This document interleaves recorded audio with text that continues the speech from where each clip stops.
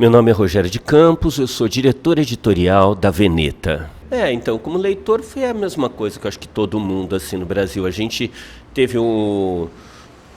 graças ao Vitor Tivita, ao Adolfo Eisen e tal, assim, nunca faltou quadrinho nas bancas brasileiras, quadrinho americano, né? Assim, as bancas brasileiras ficaram, talvez seja é bem provável que os quadrinhos Disney tenham feito mais sucesso no Brasil do que nos Estados Unidos.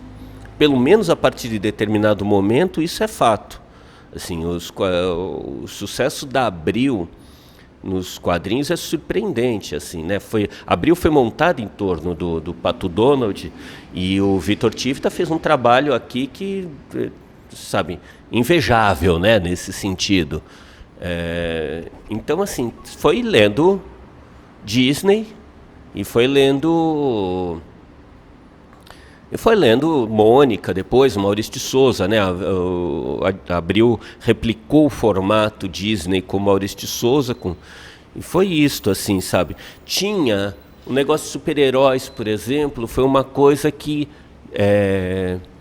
eu me lembro quando moleque que distribuíam os gibis de Marvel e tal nos postos de gasolina, ganhava de brinde quando foi lançado a Marvel. Me lembro disso daqui, mas não foi uma coisa que... Eu fiquei mais marcado pelo desenho animado dos super-heróis do que pelos gibis de super-heróis, o que eu acho que é meio padrão que vai acontecendo das crianças depois disso também, né? Não foi... Me lembro com afeto daqueles gibis da Ebal, né? Muito, acho que foi a melhor edição de Marvel que já teve no mundo, foi a edição da Ebal, porque eram aqueles gibis maiores, em preto e branco, e a gente vê melhor o desenho. Eu gosto muito de preto e branco, sempre gostei muito, porque a gente vê... o desenho fica mais evidente, sabe? E a gente sabe como era colorido, né? Quer dizer, o cara fazia preto e branco e depois a indústria que determinava a cor muitas vezes nem batia com o que o desenhista imaginava originalmente. Enfim, fiquei acompanhando esse negócio. Para mim, por exemplo, o Homem-Aranha, o clássico mesmo, não é do Steve Ditko, é o do John Romita, sabe? Foi esse que me marcou quando criança, assim, né? Enfim, foi essa coisa assim de ler. Depois teve a revista Mad, que foi aquela revolução.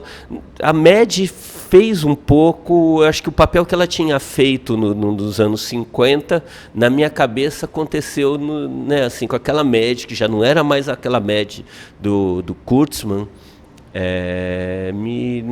aconteceu na minha cabeça nos anos 70. Assim, o surgimento foi uma coisa assim, que eu ficar folheando aquela revista embasbacado, como que aquilo era possível e tal, e aquilo abriu 1000 possibilidades, assim, sabe?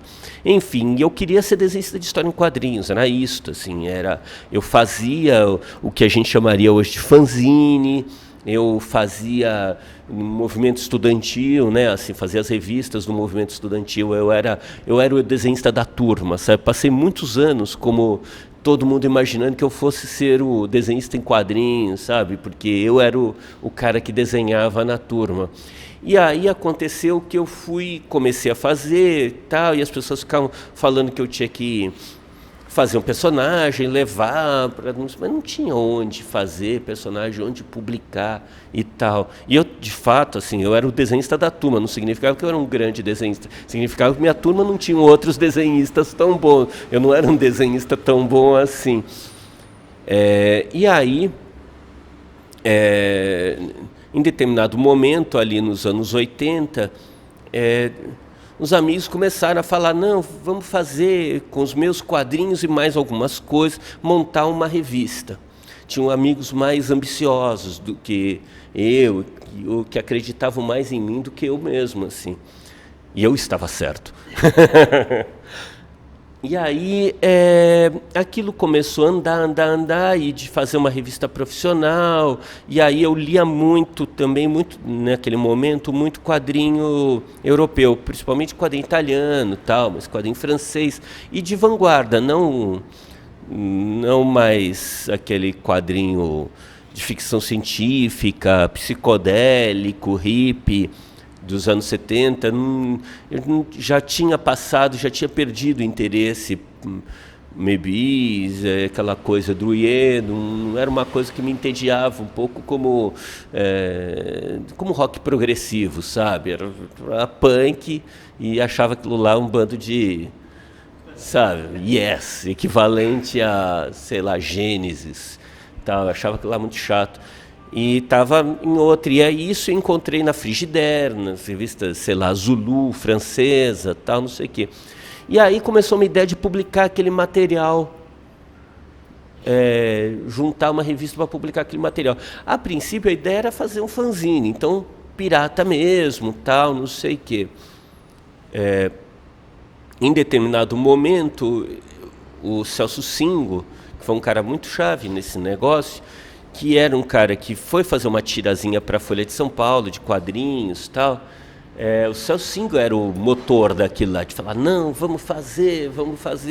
E ele começou a agitar para a gente fazer uma revista profissional mesmo. A gente teve uma reunião com o dono da VHD, o Vincent, que era um belga morando no Brasil e rico lá, tinha a grana dele. Ele estava fazendo uns álbuns de quadrinhos, Torgal, Durango, uns quadrinhos bem caretas, assim, europeus, tal, não sei o quê. Tivemos uma reunião, propusemos uma revista, mas ele não se interessou, tal. E nesse momento eu tinha lá uma outra coisa, uma banda de rock e tal, assinei com a Warner, a banda assinou com a Warner, eu tive esse momento de largar os quadrinhos e tal, mas eu fiquei fazendo um fanzine da banda. Não deixe pra amanhã o que pode fazer hoje. Olhe seu futuro, é só dificuldade.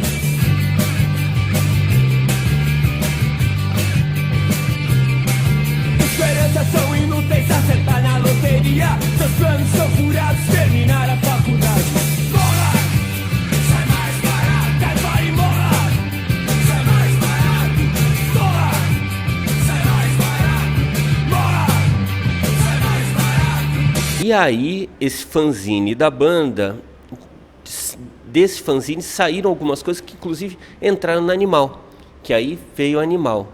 A banda já estava meio caindo, e aí eu voltei para os quadrinhos e fui fazer, e voltei a ter um encontro, tive uma conversa com o Vincent, e ele propôs de bancar uma revista. Era para eu montar a revista, fazer a revista que eu tinha idealizado, que ele bancava a revista, inclusive fazia a negociação dos direitos lá fora, porque como ele viajava com frequência para a Europa e já tinha um contato com editores europeus, ele era para eu fazer a seleção e tal. Aí sentou eu e o Celso Singo, começamos a elaborar, e eu descobri um fanzine, que era da USP, lá da FAO, que era a Brigitte, que era feito pelo Fábio Zimbres e pelo Newton Foote. E descobri que eles eram quase meus vizinhos. O Fábio era quase meu vizinho, morava a 3 quarteirões de distância. E aí eu convidei eles para participar daquele núcleo, assim, sabe?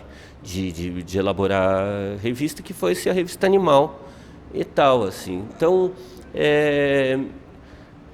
minha ambição de fazer quadrinhos foi até o primeiro número da revista, porque tinha aquele tanto material fantástico. Quando eu vi minhas histórias em quadrinhos e o que eu tinha à disposição, não dava para, sabe, recusar tanta coisa boa e publicar as minhas, sabe? Dava vergonha, assim. Então, assim, eu acho que eu devo ter tido umas 2 tiras publicadas no Mal e depois nunca mais, assim, e não voltei para fazer quadrinhos. Quer dizer, eu fiz umas outras brincadeiras, mas nunca mais fiz quadrinhos. Enfim, é isso, assim, comecei desse jeito, fazendo a revista Animal, escrevia, aí eu, em determinado momento, Animal, teve 1000 divergências, eu e o Vincent, natural, tal, não sei o quê, porque aí ficou um núcleo que era eu, o Celso saiu, ficou eu, o Fábio, a Rosane Pavan escrevendo, e o Newton Foote. Mas a minha divergência com o Vincent, porque, enfim, aquelas coisas, eu saí, eu acho que eu devo ter saído no número 11, a revista resistiu mais 10 números, tal, E aí eu fui escrever sobre quadrinhos. E aí eu ganhava muito mais dinheiro escrevendo sobre quadrinhos do que editando quadrinhos. Passei um período no estado de São Paulo, depois fui para a Folha. Enfim, foi a trajetória da minha, assim. Então, assim, como jornalista, eu me obriguei a ler muito. Foi um período também que eu me obriguei a ler tudo. De novo, fui ler coisas que eu já não lia mais. Fui ler super-herói, por exemplo, ficar acompanhando, lia tudo.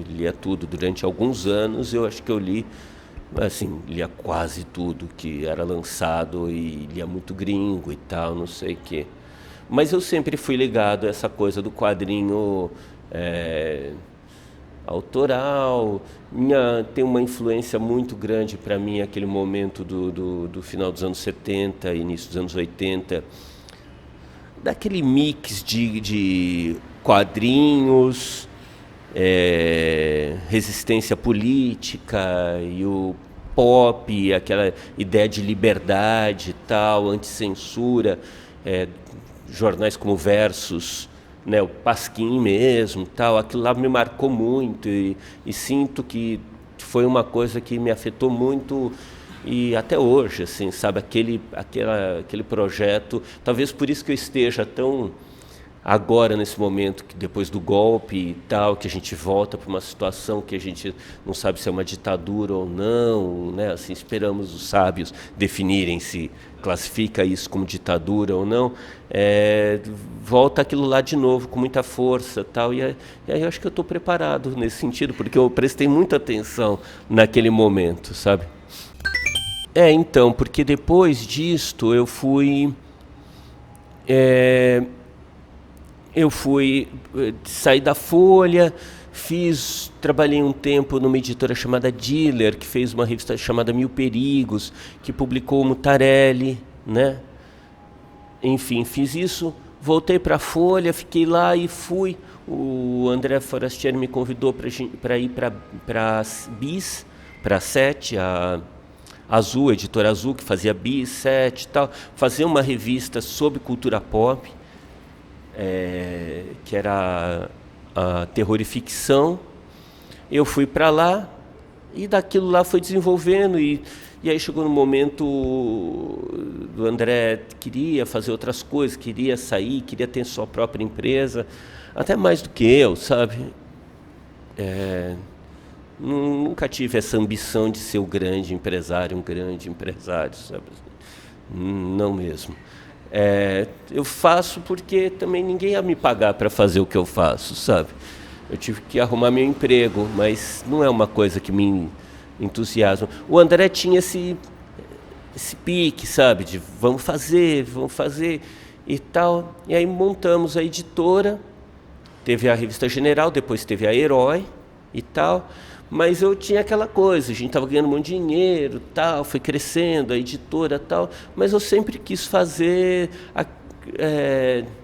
essa coisa de publicar os quadrinhos autorais, de fazer livros de outras coisas que também não só quadrinhos, outros interesses e tal. E aí meus sócios, o André, a Cris, tudo me deram espaço para ficar desenvolvendo esse tipo de coisa. E aquilo lá foi crescendo dentro da Conrad, aquela porção que era quase para eu dar sossego para os outros, foi crescendo assim, sabe?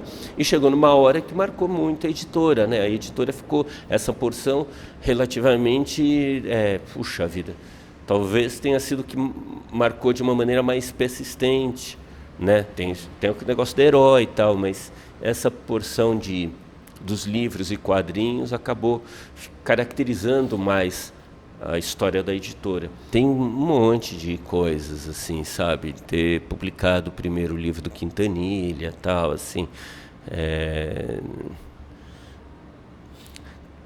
Olha, quando os estudantes tomaram a reitoria da USP e um jornalista foi entrevistar ele, perguntou quem era o líder e os caras falaram que não tinha líder, que eles liam a coleção Baderna e Hakim Bey e Taz, eu achei aquilo lá o máximo. eu acho que foi o auge da minha carreira de editor na Conrad. Enfim, eu sempre... Eu sou um editor que não me preocupa muito com os consumidores, sabe? Eu não... A Veneta é uma editora sem rabo preso com ninguém, inclusive com os leitores, sabe? No sentido que, assim, eu acho que tem que publicar o que tem que publicar. Eu estou muito mais interessado nos produtores. Não necessariamente, sabe? Eu fico muito orgulhoso de quadrinhos que geram outros quadrinhos. Eu fico muito orgulhoso de livros que geram outros livros, sabe? Eu fico muito contente quando, sei lá, o Grampá um dia veio me falar que ele tinha começado a fazer quadrinhos porque ele tinha lido o comic book. Mas isso várias pessoas falam disso daqui, de ler aquele comic book, que foi uma coletânea, foi um dos primeiros livros da Conrad de quadrinhos. Essa coisa de gerar outras coisas é o que mais me interessa, sabe? Mesmo que não sejam quadrinhos, mesmo que alguém vai ler aqueles quadrinhos do Rancherox e depois vai fazer música, sabe? Vai fazer cinema, ou vai ocupar a reitoria, sabe? Ou sei lá o que, sabe? Mas essa ideia que mais que mais é o pagamento, sabe, pelo meu trabalho. É isto, assim, sabe, gerar outras coisas, sabe, fazer, eu acho que é uma medida um pouquinho do que é, sabe, a gente fala o que é uma obra importante, né? Talvez seja isso, a quantidade de outras obras importantes que ela gerou. Isto seja o que caracteriza de uma maneira mais matemática o que é um livro importante, tal, assim. Então, assim, eu fico orgulhoso das coisas que geraram outras coisas dentro da Conrad, agora na Veneta ou fora da Veneta, em outras editoras, tudo assim. Isso eu fico muito orgulhoso, e coisas que geraram extra papel, extra, sabe? Isso eu fico muito... E extra, inclusive, arte, sabe? Livros que mudaram a vida das pessoas, sabe? Isso me interessa, sabe? Eu sou modesto, eu quero livros que mudem o mundo, sabe? Bom, a Veneta surgiu quando eu vendi a Conrad. Eu estava mais ou menos decidido a não montar mais uma outra editora, assim, sabe? Fazer qualquer outra coisa. Foi uma coisa que a Conrad... vendemos ela bem, sim, sabe? Era uma empresa com faturamento alto, tal, existe até hoje, né? Assim, é uma editora que continuou lançando as coisas, tal, não sei o que. Fico orgulhoso disso. Eu toquei aquele processo de transição, porque uma exigência do comprador, da empresa que comprou, é que eu continuasse lá por um período para passar o bastão, tal, não sei o quê. E me dei muito bem lá, tanto que era para ser um período curto, e foi 4 anos lá dentro, e eu estava lá, assim, mais ou menos satisfeito com aquilo e fazendo outras coisas, escrever meus livros, tal, e, enfim, era o que eu pretendia. O que aconteceu um pouco da Conrad, da Veneta, foi que o Berenguer, que é fundador da La Cúpula, editora espanhola da El Víbora, a gente se encontrava, a gente ficou amigo, a gente ficou amigo. Ele era um cara muito, muito, muito importante, assim, muito importante. A El Víbora foi a melhor revista do Ocidente durante alguns anos, sabe? Foi uma coisa muito... Eu tinha uma admiração muito grande por ele, e a gente se dava muito bem, ficamos amigos. Sou orgulhoso de ter sido amigo do Berenguer. E o Berenguer pegou e um dia me passou um livro que nem era publicado pela La Cúpula, e ele falou: Rogério, olha, você vai gostar disso, e você vai querer publicar, e você é o cara para publicar no Brasil esse livro. Você tem que publicar isto. E era o Arte de Voar. E eu olhei, e confesso, eu não gostei da capa do livro, e ficou aquilo lá. Apesar do Berenguer ser meu herói ali, assim, ficou o livro lá do lado, tal. Passou um tempo até eu ler aquilo lá, e eu li, fiquei entusiasmado assim com aquele negócio. Aquilo é muito bonito, é muito precioso o Arte de Voar, assim. E aí eu queria publicar, mas na Conrad tem esse negócio assim, ainda que chama Conrad, tem vários títulos da Conrad, tem um histórico. Foi outra empresa que comprou, outra cabeça, algumas coisas já não cabiam mais dentro lá, assim, sabe? E foi neste momento que me veio aquela gana de, sabe, tem que publicar esse negócio. E não cabia aquilo lá. E aí eu conversei com o dono da empresa que tinha comprado, a gente tinha uma ótima relação, e eu falei, olha, não dá mais, assim, sabe? Eu também não estou sendo mais produtivo aqui, a editora consegue andar sozinha, tal, não sei o quê. E ele, assim, foi legal, ok. E eu tinha um contrato de quarentena, né? Tá vencendo, e aí eu fui montar a Veneta para publicar o Arte de Voar. Foi o livro em torno do qual nasceu. Aí a gente tinha o Voz do Fogo, do Alan Moore, que eu já tinha publicado pela Conrad, e tinha o meu livro dos Santos. Então a Veneta começou com 2 livros de texto, que era o meu e o do Alan Moore, e o Arte de Voar. Foram os primeiros livros da editora. Mas foi em torno do Arte de Voar. Agora a gente vai relançar, vai ter uma nova edição do Arte de Voar, tal, novo projeto e tal, não sei o quê. E vamos lançar o Asa Quebrada, que é o outro livro, irmão do Arte de Voar, que é um livro, o Arte de Voar, o Antônio Altarriba conta a história do pai dele, né, assim, na Guerra Civil Espanhola, depois na Resistência Francesa, tal, não sei o quê. Agora a gente vai publicar o Asa Quebrada, que conta a história da mãe dele, que é muito bonito, é muito bonito. Eu acho que foi muito mais fácil para eu começar, mas muito mais fácil do que para outras pessoas, do que hoje em dia para começar. No momento que eu comecei, eu posso ficar contando vantagem e falar das dificuldades da época e tal, não sei o quê. Só que assim, o ambiente ficou muito mais hostil ao novo hoje do que era antes. Assim, alguém começar trabalho, uma editora nova, tal, hoje em dia é mais difícil, assim.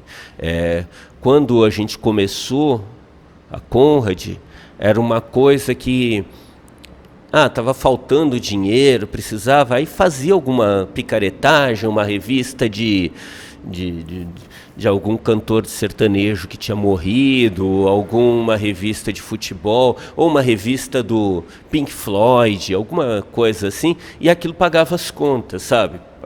Tal. Hoje em dia fazer uma revista do Pink Floyd é ser alternativo, é uma loucura. Porque o mercado de revista ficou muito mais dinheiro, muito mais coisa, mas muito mais medíocre de ideias, né? Assim, então, é mais difícil, sim. Eu acho que... E tem uma outra coisa, em relação ao que era nos anos 80, e hoje é o crescimento do obscurantismo. Né? A gente podia colocar coisas nas bancas, e você via coisas nas bancas nos últimos anos da ditadura militar que seriam impensáveis hoje em dia.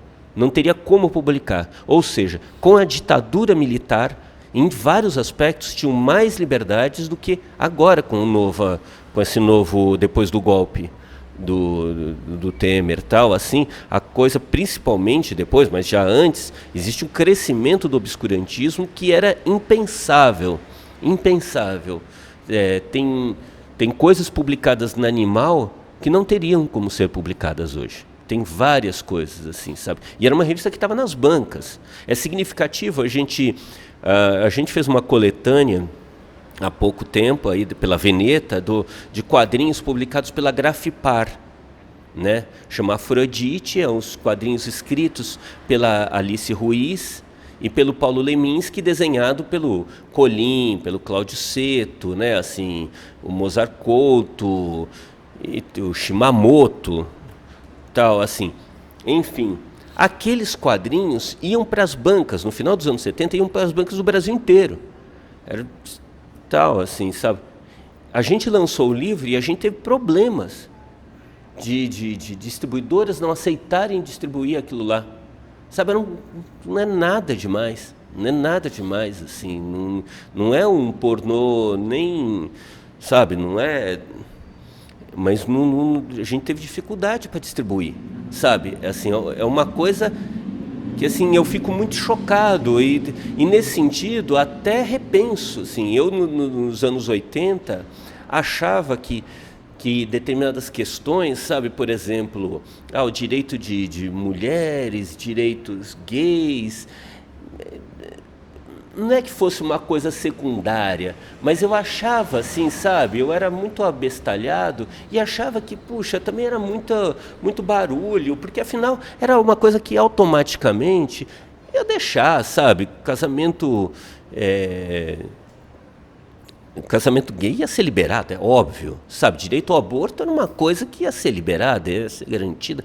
Era uma coisa, assim, era impensável, porque a gente vivia um momento no final dos anos 80 que, assim, censura era palavrão, esse tipo de coisa, sabe? A gente acreditava no negócio.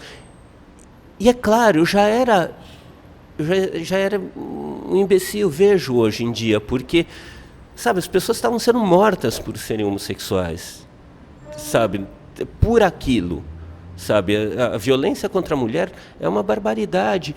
Agora, eu não consegui imaginar que aquilo existia ainda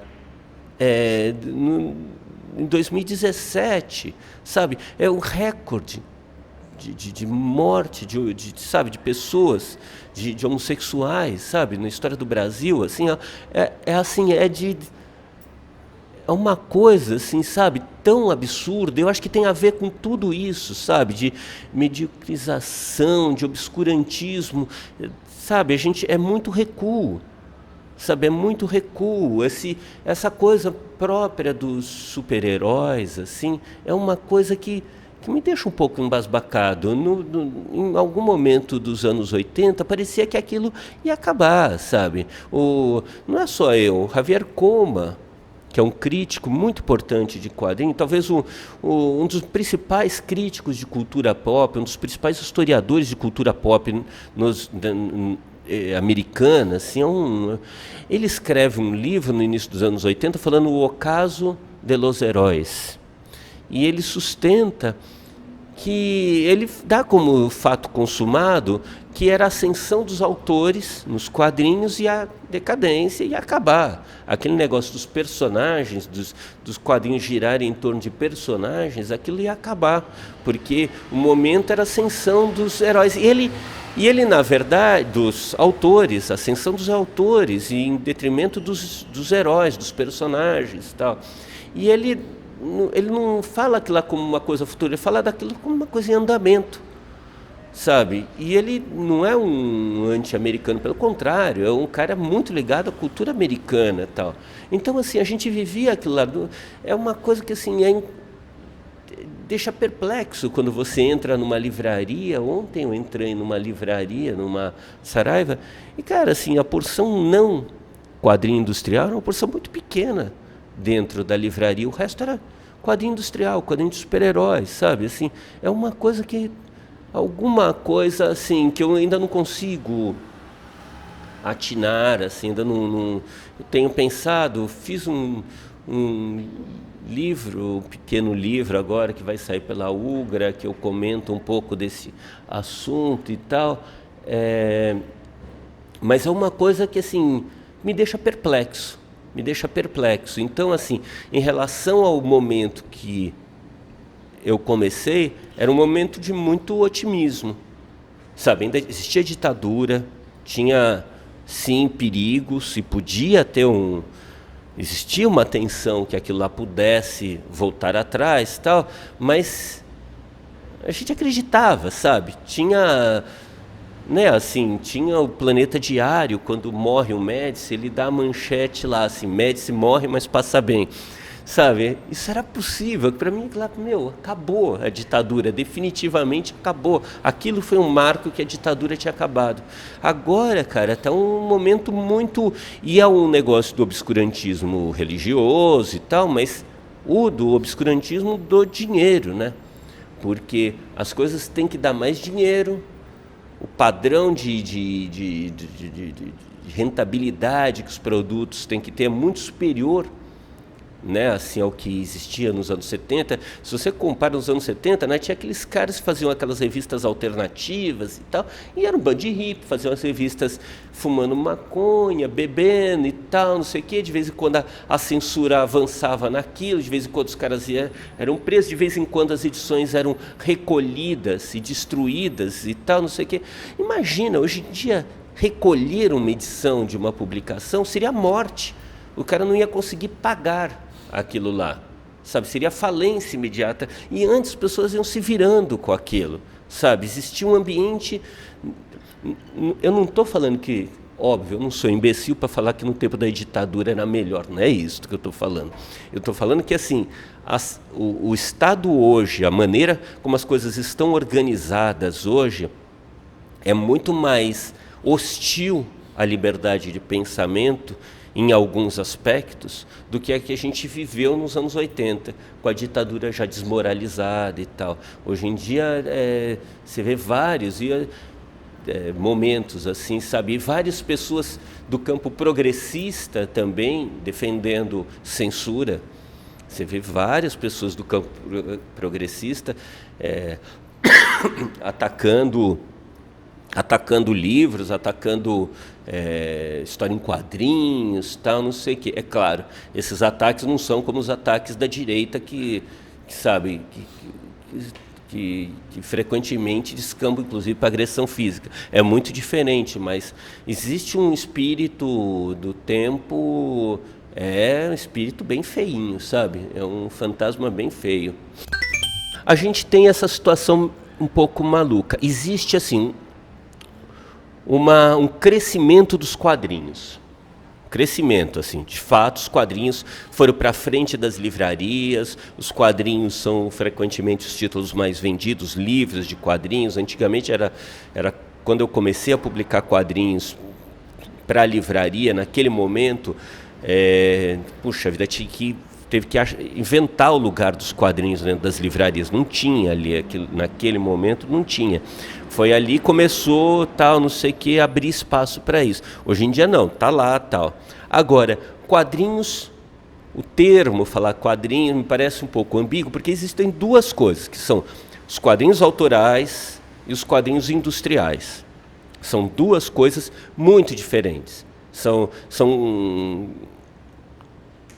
Indústria é diferente, como falar, não é que são interesses diferentes simplesmente, são interesses antagônicos, com muita frequência, quase sempre antagônicos. O que é bom para um é ruim para o outro. Mas tem crescido, e a quantidade de autores novos é óbvio, isso no Brasil e no mundo, mas no Brasil em particular a coisa é muito bonito que está acontecendo. Várias editoras publicando novos autores, vários programas funcionando e vários programas de incentivo e tal, os quadrinhos sendo comprados para as bibliotecas e tal. Isso daqui é uma coisa muito espetacular o que está acontecendo. Sim, agora eu tenho um pouquinho dúvida, porque a gente viveu no momento do governo lá petista, tal, principalmente no governo Lula ali, assim, primeiro governo Dilma, que existia duas políticas que afetaram os quadrinhos diretamente. Uma, é claro, que afetou todo o Brasil, que foi uma política de incentivo para o crescimento do mercado interno. Isso afetou tudo, e afetou o mercado livreiro e afetou os quadrinhos em particular, né? Então, muito da cena surgiu por causa disso daí. A outra questão foi a compra de livros para bibliotecas, que já tinham começado a comprar quadrinhos antes, mas isso foi acelerado nos governos do Lula e da Dilma, tal, no governo do Lula principalmente. Porque eu acho que existia uma questão de inclusão social. Um dos aspectos da inclusão social foi dessa negros, né, índios, tal, inclusão social, direitos e tal, uma ênfase nisso. A gente pode questionar tudo, mas de fato existia. Eu acho que existia, inclusive, às vezes, a direção do governo. Existia porque tinha um movimento que tinha levado esses caras até lá, e aquele movimento exigia e se sentia com poder para exigir. Então, teve isso daqui. E uma parte desse processo de inclusão social foi uma certa inclusão cultural, de trazer culturas, coisas que eram consideradas menores para o centro, de tratar aquilo lá com um certo respeito, daquilo entrar na programação cultural do Estado, das prefeituras, do Estado, do governo federal, tal, não sei o quê. Então, sei lá, o funk, ou culturas populares, teve um esforço nesse sentido e tal. E eu acho que os quadrinhos, em particular, usufruíram muito desse tipo de coisa. Então, foi, sim, comprar quadrinhos, incentivar eventos de quadrinhos. Tudo isso daqui aconteceu com muita força durante esse período, neste período. O resultado disso, por exemplo, nesse negócio de compra de livros para bibliotecas que teve, saiu um monte de bobagem, muito quadrinho, muita editora oportunista aproveitou a ocasião para fazer clássicos em quadrinhos e tinham coisas boas, mas tinha um monte de coisas feitas às pressas simplesmente porque assim, precisa do Machado de Assis em quadrinhos e dane-se a qualidade. Tinha que ter quadrinho e uns textos lá do Machado de Assis e pronto, e sem sexo, sem violência, sem ofender ninguém, para entrar nos programas, para vender para o programa. Então teve um monte de desperdício de árvore nesse negócio. Agora, teve um monte de coisa boa nisso daqui, surgiu um monte de coisa. Isso deu, como eu falar, base de grana para vários desenhistas se dedicarem a isto, né? Então, assim, vários desenhistas desenvolveram seu trabalho, amadureceram seu desenho, amadureceram sua narrativa por causa disso daqui.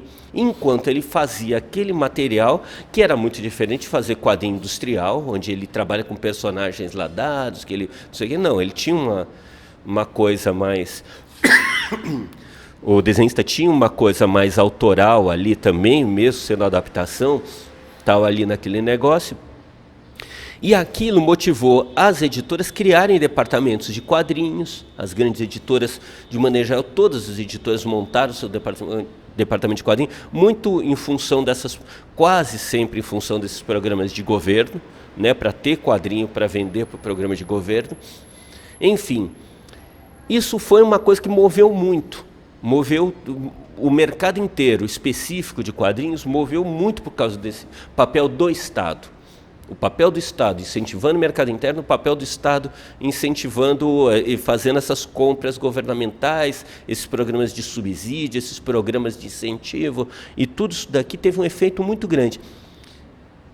Isto começou a diminuir já bruscamente no governo Dilma, né? E aí, acabou, depois do golpe, acabou. Então, assim, minha preocupação é que a gente está vivendo ainda sob impulso que foi dado lá atrás, mas esse impulso não existe mais, sabe? Minha preocupação grande é que as coisas que estão sendo produzidas são resultado de um movimento anterior, sabe? Quando você pega, por exemplo, o Angola Janga, isso daqui demorou 11 anos para ser feito. Então isso daqui surgiu, a ideia, tudo, a base disso daqui surgiu lá atrás. Para que isso existisse, foi preciso aquele movimento que aconteceu lá atrás. Agora, isso daqui não tem mais. Como é que vai surgir um novo Angola Janga agora? Sabe? Claro, a gente já, né, assim, aprendemos muita coisa, o mercado cresceu, apesar do golpe, as pessoas estão articuladas para conseguir sustentar, existe uma rede de solidariedade. Eu acho que o mundo das editoras não industriais, de quadrinho não industrial, existe uma troca, de uma ajuda, tudo, uma solidariedade bem grande, assim, existe uma certa união, até de opostos, é claro, tem sempre os interesses opostos, mas assim, entre as editoras, as livrarias, as especializadas, pequenas livrarias, e os autores, todo mundo compreende, e todo mundo compreende bem a necessidade do outro. Uma coisa, pode ter divergências com aquilo, mas você sabe que o mercado precisa sabe, tem uma preocupação ecológica, o ecossistema é necessário, sabe?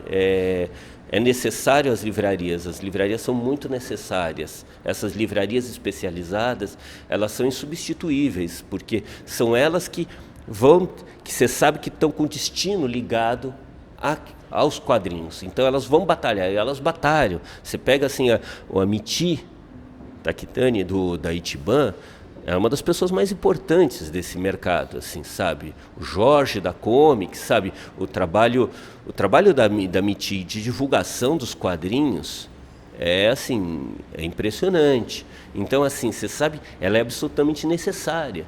Ela é tão necessária quanto os artistas, quanto os editores, tal, assim, sabe? Então, acho que existe uma consciência disso no mercado, sabe? Então, está as coisas andando, mas aquele impulso que foi feito no passado parou. Aquele dinheiro que tinha, precisa de dinheiro, os desenhistas precisam de dinheiro para comer e tudo, sabe? Parou. O que tem uma coisa positiva está começando a vender direitos lá para fora. Foi anos que eu ficava levando, sabe, exemplos de quadrinhos brasileiros lá para fora, e existia uma indiferença. Agora mudou, assim. Existe inclusive, uma coisa assim, existe curiosidade por ser brasileiro. Antes a gente ficava tentando convencer apesar de ser brasileiro, agora que é Brasil, assim, sabe? Estão interessados em temáticas brasileiras, é uma coisa muito interessante, assim, o Marcelo Quintanilha abriu a porteira, né, assim, o Marcelo Quintanilha, né, assim, é um dos quadrinistas mais importantes hoje em dia na Europa, né, assim, não é visto como uma coisa exótica. Ele é um cara muito importante. Mas aí tem assim o de Salete chegando na sequência, sabe, o João Pinheiro, sabe sabe, os elogios à edição do Burroughs do João Pinheiro na França são, sabe, até dá um pouquinho de vergonha, porque, puxa vida, no Brasil ele não teve repercussão, assim, nesse sentido, de imprensa e tal, foi muito pouco falado. E na França, assim, a crítica fica falando como uma pequena revolução, assim, na narrativa quadrinística e tal, assim, as pessoas estão percebendo aquilo lá de uma maneira que a gente mesmo não está percebendo, sabe? O João Pinheiro, em vários aspectos, é meio Jorge Ben, assim, sabe? Que os gringos perceberam antes a importância dele do que no Brasil, sabe? Durante os anos 70, as pessoas não davam tanta atenção no Brasil para o Jorge Ben quanto os gringos, sabe? Então, assim, o João Pinheiro está uma coisa desse jeito, assim, sabe? Está sendo publicado em vários países e, enfim, o Juscelino Neco mesmo, né, cara? Publicado até na Finlândia, sabe? Então, assim, eu acho que isso tem sido uma coisa também positiva, responde. Existe, como falar, uma luta. Existe o obscurantismo, a censura, a pressão econômica de um lado, né? Assim, um capitalismo que é destrutivo, né? Assim, que é contra a criação, pode ter sido um instrumento de incentivo à criação, mas hoje é o contrário. Existe isso daí de um lado, existe do outro uma resistência aqui e tal, assim, sabe, forte, existe as pessoas acreditando no trabalho, existe um público que acredita nisto, então, assim, estamos no meio da luta, assim, sabe, eu acredito que a gente vai vencer. Como tu vê como editor, como dono de uma editora, a chegada da Amazon no Brasil? Como que tu vê hoje, como talvez tu veja que vai se tornar aí no futuro, que pode se tornar? Como que impactou aí vocês? Olha, para as editoras pequenas, a diferença não é tão grande, porque o mercado brasileiro já estava arranjado para as grandes editoras. Então, assim, a livraria, as grandes redes, que é o grosso da venda no Brasil, tudo, como fala, a organização daquilo era feita também em função das grandes editoras, sabe? É um ambiente que os pequenos se encaixam ali, mas não é feito para eles, né? Assim, e não é assim um problema das pessoas dentro disso daqui. As pessoas são ok, as pessoas são gentis, as pessoas são frequentemente entusiasmadas com as coisas. Eu já vi compradores de editoras de grandes livrarias me perguntarem: olha, eu vi esse livro, queria tanto distribuir, você sabe que editora é essa? De me perguntar e tal, assim. As pessoas são ok, mas o sistema como um todo, não. Sim, o sistema como um todo é para grandes tiros, sabe, e tal, assim, é aquele negócio que se fala no mercado, que assim, uma editora não existe enquanto não tem 100 títulos vivos, sabe? As pessoas têm uma ilusão de, vou montar uma editora, tal, não sei o quê. Até ter 100 títulos é um hobby, não é uma empresa. Você vai perdendo dinheiro até ter 100 títulos. E se você não percebeu isso, você vai quebrar bem antes dos 10 títulos, sabe? Então, assim, o negócio é feito porque, por exemplo, uma livraria, ela tem um cara encarregado de compra, uma equipe encarregada de... E tempo é dinheiro, eles têm pouco tempo. Eles receberem uma editora que tem 5 títulos, é um desperdício. Ele deve gastar aqueles 15 minutos, 20 minutos, recebendo uma editora que tem 500 títulos, 1000 títulos, sabe? Então, assim, o mercado, além do que, tem, por exemplo, esse programa de subsídio de papel do governo, a isenção de papel, né? Não sei se acompanha isso, mas é o seguinte: o governo ele dá uma isenção no papel usado para a imprensa e para o negócio de livros. Para você se habilitar para isso, para a empresa se habilitar a isso, tem uma série de documentos a serem apresentados, tal, não sei o quê. O que acontece? Uma editora pequena, um autor, tem muita dificuldade para arrumar isso daí, né? Então, assim, às vezes tem lá os rolos, sei lá qual é, mas é uma dificuldade para fazer esse processo todo. Além de fazer livro, ainda tem que ir lá na Receita, os formulários, blá, blá, blá, não sei o que lá. Enfim, para uma editora grande, não. Isso daí tá... Até porque ela lança, né, 20 títulos, 50 títulos por mês, isso daqui, assim, tá tudo negócio. Aí o que acaba acontecendo? Uma tiragem gigante usufrui desse benefício de uma maneira gigante. Uma tiragem pequena usufrui desse benefício de uma maneira muito pequena. E às vezes nem consegue. Um autor lá, o poeta de Goiânia, ele não consegue usufruir disso daqui no seu livro. Então, assim, tem essa vantagem competitiva que, assim, em vários aspectos, o governo é um grande sócio dos best-sellers. Um Harry Potter, uns 50 Tons de Cinza, eles ganharam muita grana do governo relativamente com essa isenção, sabe? E um outro pequeno não. Então, assim, o mercado é feito, tem vários mecanismos de incentivo para grande tiragem, para grande empresa, para tal. Então, a Amazon é só mais uma dentro disso daí que a gente tem que lidar dentro da coisa, sabe? Não faz muita, não causa revolução no mercado, não é uma coisa pior, também não é uma coisa melhor, é uma coisa que a gente tem que lidar. E as pessoas lá são ótimas, as pessoas são ok, são entusiasmadas, gostam.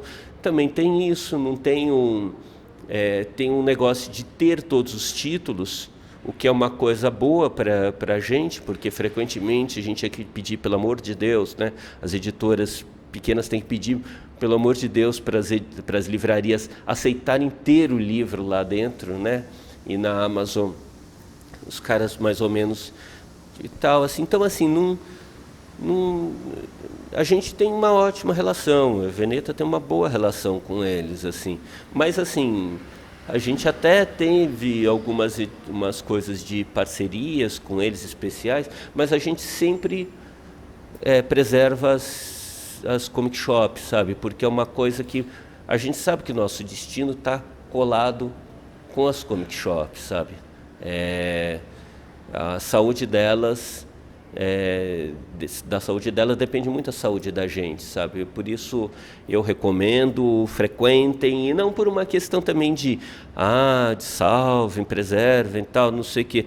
Mas é porque, de fato, cara, ali você vê coisas que você não encontra. Eu vou regularmente nas comic shops, eu vou regularmente, assim, para olhar as coisas e descubro coisas o tempo todo lá, assim, sabe? Vários livros que eu vejo, às vezes, na Amazon e tal, gringa, tal, não sei o quê, e eu vou lá e vejo na comic shop lá, porque lá eu vejo o que é mesmo, tal, não sei o quê. Sabe, vários, o próprio Otávio da Gibiteria já me indicou coisas, sabe? Douglas da Ugra já me recomendou coisas, a Miti da Itiban já me apontou coisas, sabe? Então é uma coisa que eu recomendo muito, assim, sabe? Porque tá ali, a cena de quadrinhos tá ali, assim. Olha, tem este negócio que tem uma ilusão em vários autores, eu acho, que acha que publicar é imprimir. Então tem vários esses programas, sabe, do PROAC e tal, não sei o quê, e vários desses programas, essas coisas de financiamento coletivo e tudo que eu vejo, que os caras arrumam dinheiro para imprimir aquilo ali. Imprimir é uma parte da coisa. Na verdade, a parte mais simples do processo. A questão principal talvez seja isso daqui: a distribuição, a divulgação, manter, colocar lá, sabe? Eu fico triste às vezes quando eu vejo vários títulos legais desses negócios desses programas de incentivo frequente, assim, títulos que são muito bacanas, tal, que eu vou descobrir muito tempo depois, porque ele não tem visibilidade. Então, assim, o cara fez por exemplo, fez um financiamento coletivo e aí ele distribuiu para os amigos lá que compraram, não sei o quê, porque a rede que compra lá 500, 1000 amigos que sabem daquilo, compram aquilo, e aquilo não tem sequência depois, sabe? Não tem outras edições, não se encontra em livraria, não tem lugar nenhum, sabe? O do PROAC talvez seja até um pouquinho mais grave, porque no caso do PROAC é dinheiro público, que vai para aquele lá, que faz aquele livro, e aí o livro frequentemente, e várias pessoas me falam disso daqui, que tá os livros na garagem, tá o livro na sala, tá o livro porque o cara distribuiu para os amigos, colocou em uma ou outra comic shop, mas não tem, assim, distribuir é caro, né? Distribuir dá trabalho, distribuir gasta dinheiro para distribuir. Então, assim, eu acho que eu acho que deveria, talvez, quem elabora esses programas de incentivo, colocar a questão da distribuição. Nem que fosse assim, olha, tem que ter um X que vai... tem um X que vai para as bibliotecas, tem um X que vai, sei lá, de graça para as comic shops, sabe? Porque para incentivar o ecossistema ali, sabe? Deveria... Ou, então, assim, não é puxar a brasa para minha sardinha, pode ser pela Veneta, outras editoras, tal, não sei o que, ou vai para as editoras, sabe? Porque é triste, sabe? Às vezes o cara passa 4 anos, 5 anos fazendo um negócio, que aí acontece e fica aquilo lá mofando. Sabe? É um desperdício, eu acho um desperdício, assim, de material. Então, assim, eu acho que deveria... Sabe, quem faz tem obrigação de divulgar. Então, assim, o trabalho... A Veneta, eu me orgulho um pouco. Me orgulho disso daqui. A gente consegue colocar. Sabe, faz, distribui, as pessoas encontram, então encontram na Amazon, tem o site da Veneta, tem nas gibiterias, nas livrarias especializadas, tem os quadrinhos, tem nas livrarias, a gente consegue colocar, é claro, todas as dificuldades, inevitavelmente vai chegar em livraria que não tem tudo quanto é super-herói, mas não tem o da gente, a gente briga por causa disso, mas a gente tem feito isso daqui, que eu acho que é uma coisa que é uma razão. Eu já recusei títulos, porque eu sabia que eu não ia conseguir fazer um trabalho bom neste aspecto. Imprimir eu conseguiria, mas eu não conseguiria fazer. E acho que isso daí é uma responsabilidade. Você fazer mal uma distribuição, mal um trabalho nesse momento, pode significar um golpe de morte num livro. Você vê, você traduz um livro gringo para o Brasil, você traz um quadrinho, você faz uma distribuição ruim, tal, não sei o quê, Aí aquilo lá vai ficar com a pecha no mercado de um livro que não funcionou. Nenhuma editora vai querer pegar. E se uma editora pegar aquilo lá, não vai conseguir convencer a livraria a pegar, porque a livraria vai pegar o histórico e falar, meu, isso daqui não vendeu nada, isso daqui não vai vender, sabe? Então vira um círculo, sabe, vicioso, tal. Eu já passei concretamente com isso, de querer republicar coisas do passado e ver isso daqui, de bater com a livraria e falar, não, mas isso daqui não vendeu nada. Rogério, gasta dinheiro com outra coisa, sabe? Mas eram coisas importantes, ficam mortas, sabe? Então, assim, é uma irresponsabilidade só lançar, só imprimir. Tem que fazer o trabalho completo, tem que divulgar, tem que, enfim. É isso, assim. E os livros da Veneta se encontram em todos os lugares, eu acho. A gente está bem distribuído, está bem espalhado, assim.